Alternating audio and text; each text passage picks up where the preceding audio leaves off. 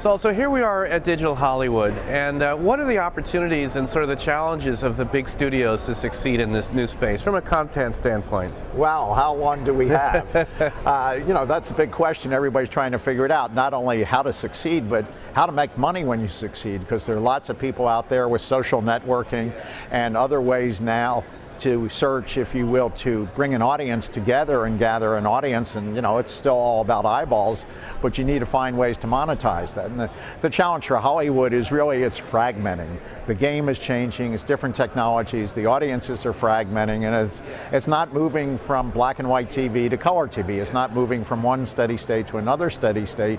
It's about how to play a lot of different games, and those games are going to keep changing. So you got to have a lot of experiments, you got to have a lot of pilots, you got to have short form content, you got to be on different platforms, you have to be in different places in the world. You're really going to have to try different ways to make money out of it, because the way you've done it traditionally is still the largest and the core of your business, but that's going to continue to shrink. So when we come to a show like Digital Hollywood, this is really about the innovators. This is really about the people who are out here trying to figure it out, really have the innovations, if not taking the inventions and trying to create a business model around them. This is important because IBM just released today our CEO study, where we went out and interviewed 1,100 CEOs around the world. And we found the outperformers, the people who are doing better, one of their characteristics is they're disruptive by nature. So the idea of sitting back and waiting for it to happen to me, that's not the right strategy. The right strategy is get out there and disrupt the market before somebody else disrupts it for you, because then it's an opportunity rather than a threat. Tell us about the opportunity for content creators to actually create video that uses an advertiser message that's sort of baked in, sort of sponsored content, but yet is entertaining. That seems to be gaining some traction in the internet. What do you, in terms of a successful business model, what are the opportunities there?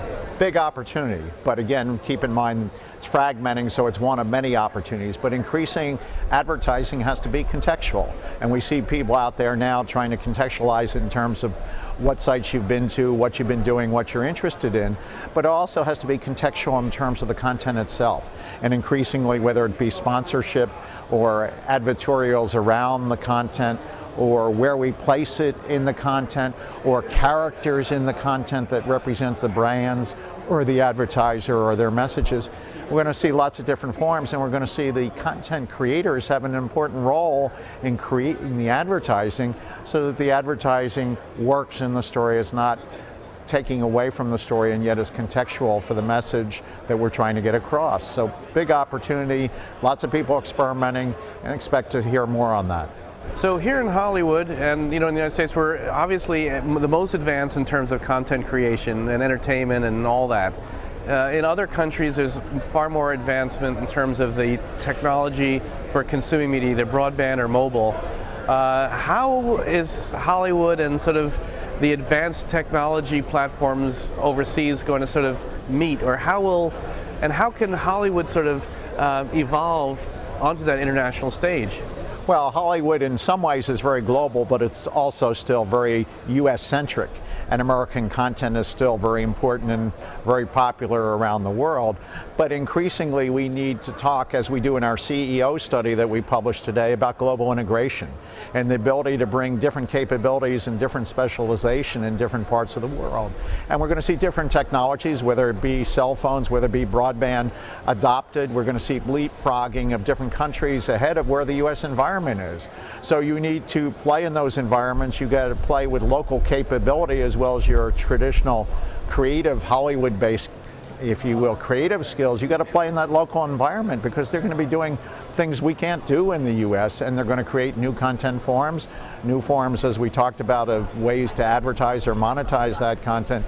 So we would argue Hollywood has to, if you will, replicate itself in many ways around the world, become a less centralized community and more of a global integrated community.